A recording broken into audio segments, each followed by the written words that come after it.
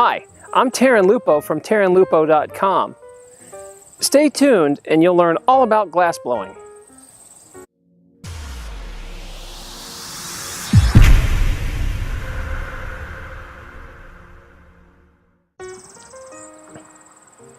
After the success of my last documentary about quitting your job and becoming a farmer, which you can see right here, one of the requests I got the most to do is a story about glass blowing and how to start a glass blowing business. So I decided to go to my friends over at Terrapin Glassblowing Studio in Jaffrey, New Hampshire.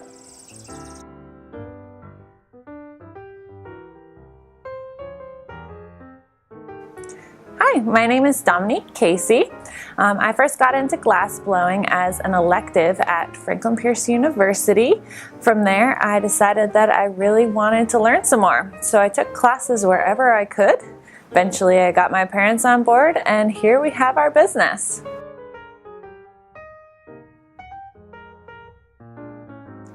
We've definitely learned some things over the years being a business here at Terrapin Glassblowing Studio.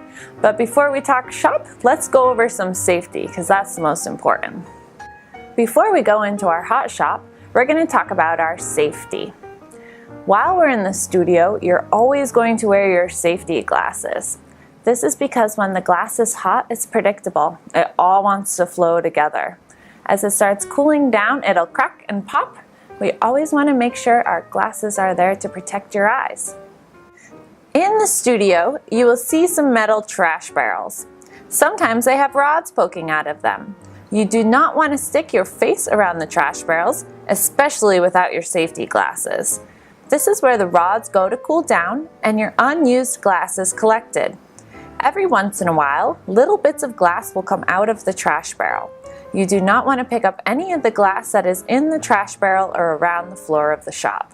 It could be hot, it could be sharp, and it is also unpredictable. It could shatter at any time.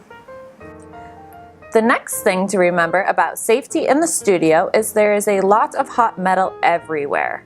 You never just want to grab something. The proper way is to ease our way into it and make sure it's not hot. Another important thing to talk about while we are moving and working in a studio is to communicate. It can get very loud and busy in studios, so you want to make sure to communicate where you're going. Say behind you, coming through. If you have the glass, you have the right of way. Don't be afraid to yell. You aren't being rude, you're just being safe.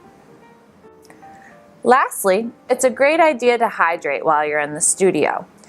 You should have a water jug and cups out. Drink so much more water than you think you need.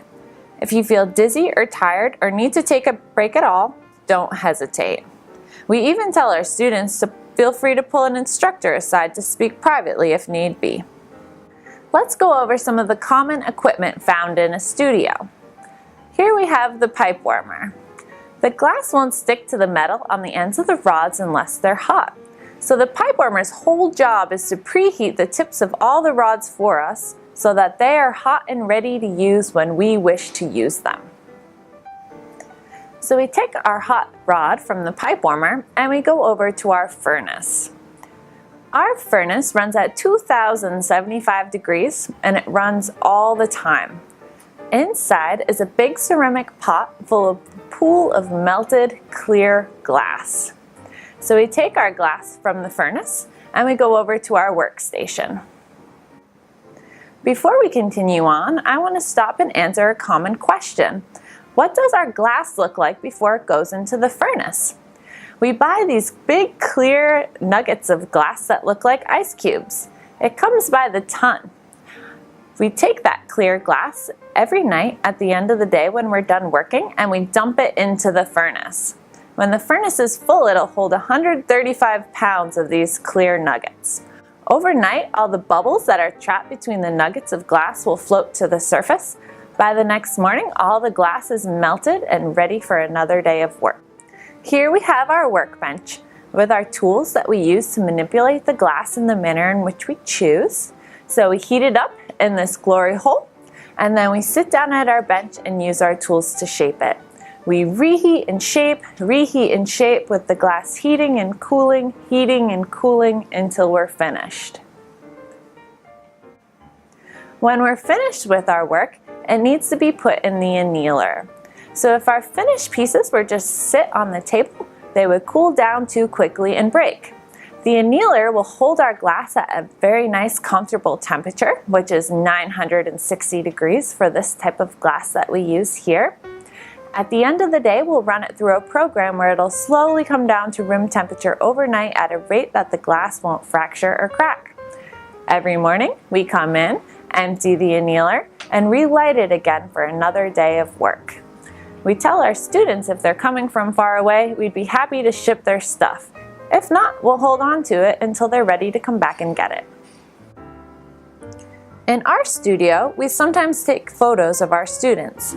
Most of them love it when we put them in action on our social media sites, but we also make sure to respect their privacy. We won't take any pictures of our students if they ask us not to. You can find us, our photos, and our stories on Facebook, Instagram, and Twitter at Terrapin Glass. Now that our safety lesson's over, I really wanted to see how you actually make a piece from start to finish. So Jocelyn decided to show me how to make this cool cow pendant. My name is Jocelyn. I'm going to show you guys how to make a cow pendant today. We're going to start the process by gathering up some material to work with. So right now I'm just going to bend this rod over and melt it down onto itself. Start gathering this up by attaching a punty. I put it directly into the flame and direct the heat where I want it to go so that I can melt things down nice and quick. I gather everything up, and once it's gathered, I can take this punty off. And now once the punty is off, I can melt everything down. I want to round out this white blob of glass so that I can get ready to add the black dots. Once everything's melted and round, I can grab this black rod, get it nice and hot, and add a couple dots of color on there for the cow spots. They don't need to look round, they can look really natural. And once those spots are on there, I'm going to melt everything in, make it nice and smooth. Once everything's hot, I'm going to grab this graphite paddle and mash it, make it flat. Now I'm going to work with gravity, directing everything back into the flame and making the shape of the cow's face. Once that's all set, I'm going to let it cool down.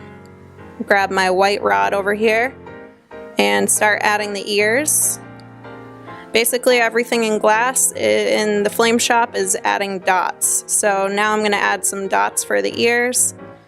Try to get them the same size.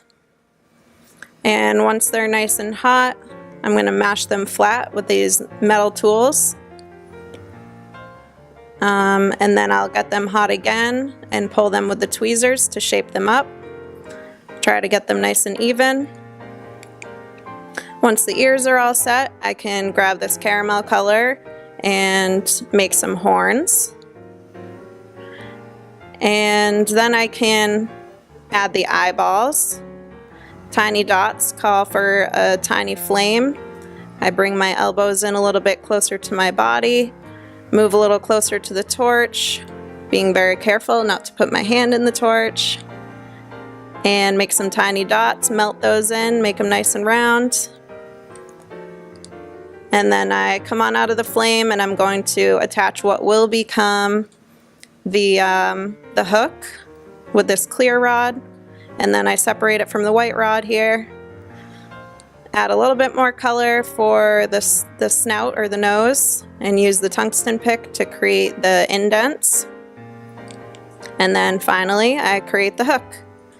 Once this is all set, I let it cool down and then go into the kiln to let it cool down fully overnight. We're going to talk a little bit about our assembly line for pumpkins. Pumpkins are a nice thing to do when you're looking to start selling your glass. It sells very well in the fall, especially in the New England areas, and they're pretty fast to produce. So you can see our pumpkin production line in the studio. I work as the gaffer. I gather some glass out of the furnace on my hollow blowpipe, and I'll pick up some orange color for the body of the pumpkin. After that, I blow my bubble. I get it all set up in the mold with some ridges so that it'll be very pumpkin-like, and I'll start cutting out little pumpkins off of that bubble. As the pumpkins come off, our intern Jimmy will have the whatever color stem we're doing today. So today we did amber, we do a lot of green. He'll have that stem color ready, and my sister will attach it onto the body of the pumpkin, wrap the stem around a rod, snip it so that it's free, and she'll put it in our annealer so it can cool down nice and slow. It'll be stable and ready for sale the next morning. One way that we found to help supplement our huge propane bills is by renting out the studio to other experienced artists. Here is one of our regular renters, Trish Dalto.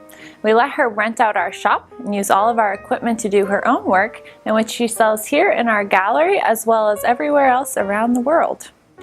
We had a customer request for a lamp, and it was a big hit. So now we've started to make all these different designs, custom orders, custom colors, custom shapes. It's been a lot of fun, and it's been a really lucrative path to go down. We try to make a wide range of products to hit every customer base. These are some of our frequent selling items, which are our flowers. They're a little more expensive than some of the other things in our gallery, and we find that a lot of customers at farmers markets and other local craft fairs very much enjoy them. The flowers are also really nice because we're able to teach our students how to make them in their very first glassblowing lesson. As an artist, you're always looking to find your unique niche. We found ours on accident, actually doing something to help our family.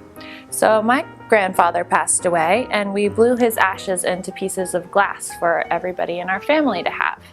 After that, we realized there was a need for other people in our community, and we started opening up our memorial services to the public. We now work with local pet crematoriums, veterinary clinics, as well as funeral homes and human crematoriums to offer these memorial services for other people. To think about more economical products as well as products that go really well for children, we have some pendants here. We like to do smaller animal pendants so that people can find a connection with them, and it's also affordable for everyone. Here we have our award-winning jellyfish. When we were first opening up the studio, we really wanted to find a way to make a statement and show exactly how skilled we were as glass artists. This is the result of that. We entered it in an online glass art competition through Delphi Glass, and we won first prize. It was very exciting. It gave us a lot of good exposure, and it was a lot of fun to make. If you have any questions about starting a glass blowing studio or learning how to blow glass, please feel free to contact us. We love to teach classes. You can find us on our website at www.terrapinglass.com. You can also find us on Facebook, Terrapin Glassblowing Studio, as well as Instagram and Twitter. Hopefully you learned some tips on how to start your own glass blowing business and how to do it safely. Now, if you haven't subscribed to my channel, please subscribe. All you have to do is click this button right here, or you can click it in the description if you're on your cell phone. Also, if you found this video helpful, please give it a thumbs up, comment below, and share it out on your social media sites. Those really help me. Thanks. One last thing is you can find all my unpublished and private videos